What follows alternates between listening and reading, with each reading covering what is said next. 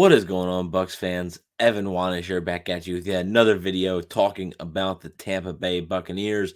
And today is the second episode of the series we are doing titled Fantasy Frenzy. This is just taking a look at the fantasy football week for the Buccaneers. We're going to recap this past week, some of the top performers in fantasy, and then also do a little bit of a fantasy preview for the upcoming matchup against the Philadelphia Eagles on Monday Night Football. So, without further ado, let's get right into it by taking a look at last week's game against the Chicago Bears. The Bucs offense did pretty well.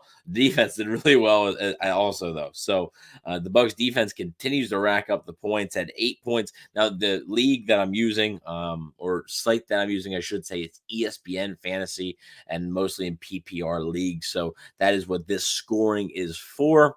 If you guys have a different scoring, just be sure to go check it out. Be sure to go check up on it and see what points are what. And if the Buccaneers defense is available in your league, I'd consider picking them up if you don't have one of those stronger defenses.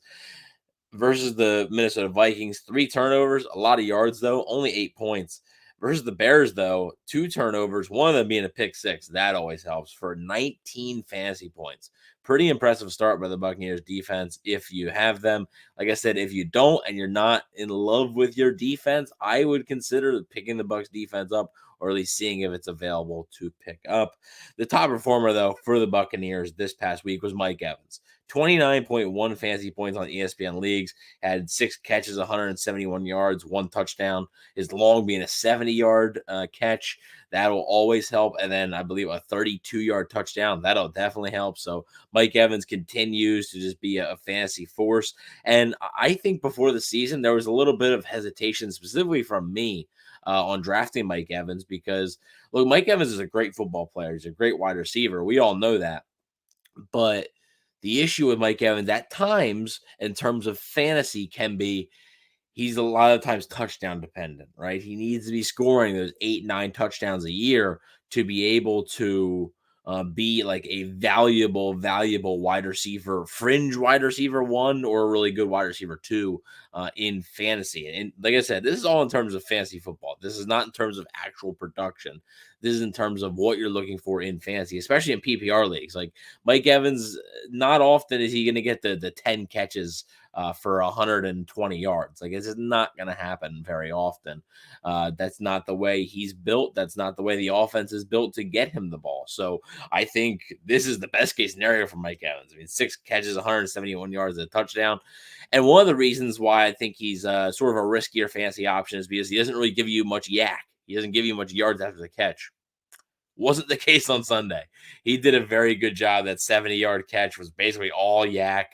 Also had, I believe, a 28-yard catch, which was picked up about 10, 12 more yards with yak. So, yeah, he did very well on Sunday. 29.1 fantasy points on ESPN PPR league. So, very nice. And if you have Mike Evans, keep him in that starting lineup. If you don't have Mike Evans and you're looking for a wide receiver, maybe consider a trade. Baker Mayfield has also been pretty steady for the Buccaneers.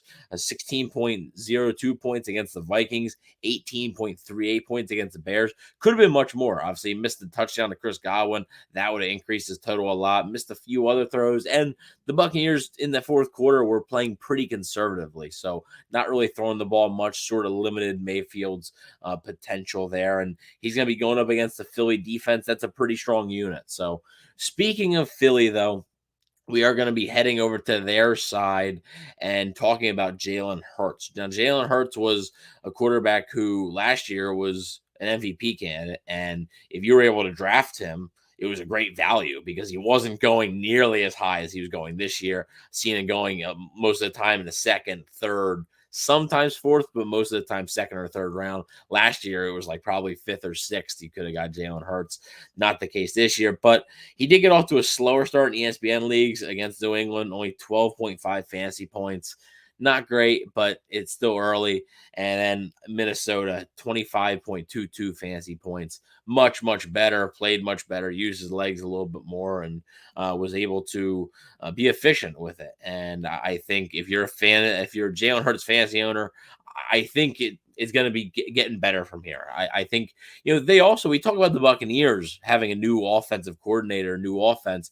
while it may not be a completely new offense, the Eagles do have a new offensive coordinator in Brian Johnson calling the plays. So that is a little bit of an adjustment there, I think. So if you have Jalen Hurts, you're a little bit alarmed by the slower start in fantasy. I wouldn't worry about too much.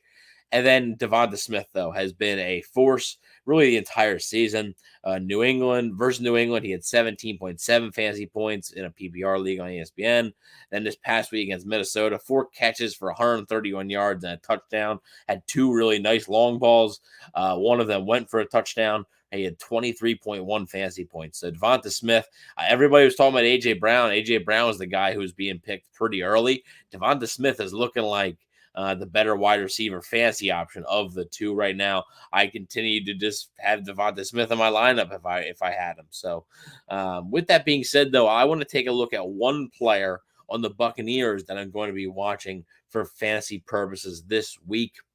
And that is number 14, Chris Godwin. Now, Chris Godwin's been pretty steady. I mean, the stat lines in the first 2 weeks of the season are very similar, and the fantasy points reflect that, obviously. Week 1, 5 catches, 51 yards, 10.1 fantasy points. Week 2, 5 catches, 58 yards, 10.8 fantasy points. So he's been steady. He's been a steady Eddie for the Buccaneers offense, but I think one of these weeks is going to be the week where he breaks out, finds the end zone, and does well. Could it be this week? I think it could. The Eagles are going to be without Avonte Maddox out for the season, most likely. He's their nickel corner, big piece of their defense. So they're going to be down a little bit at corner, a little bit thinner. James Bradbury, the number 2 corner, may play, but he might not be 100% healthy. So I think this matchup favors Godwin, actually. Darius Slay will probably be lined up with Mike Evans a good bit. And Mike Evans' hot start will probably have the defense's attention. So I think Chris Godwin could have a pretty nice day. If he's in your lineup, I wouldn't panic about a relatively slow start for him, especially in PPR leagues. I know a lot of people were probably hoping he'd be a guy to catch 7, 8, 9 balls a game. Hasn't been the case yet, but I would continue to be patient with Chris Godwin, and I think his time's coming. It could very well be this week. So if you guys have Chris Godwin in your lineups, I would keep him there. If you guys have Jalen Hurts in your lineups, I would keep him there. Mike Evans has been a beast. So, and the advice to you, if the Buccaneers defense is available in free agency or waiver wire, and you're not too happy with your defense, I would think about picking up the Bucs defense. I know this week is a tough matchup, but overall for the season, I think they've shown that they have the explosiveness that you need as a defense. Now, the turnovers will come and go, but I do think they can be a good defensive option for fantasy. But let me know what you guys think. Do you have any of these players I mentioned? Mike Evans, Jalen Hurts. You got Baker Mayfield. Like I don't know many that have Baker Mayfield, but do you have Baker Mayfield? Devonta Smith. You had Devonta Smith, Chris Godwin. Let me know what you guys think. Let me know if any of these guys are sort of worrying you, their slow starts, or do you think maybe they'll come down? Do you think, hey, like Mike Evans, this production isn't exactly sustainable? Let me know what you guys think in the comment section below. Please don't forget to like, share, and subscribe, and go Bucs.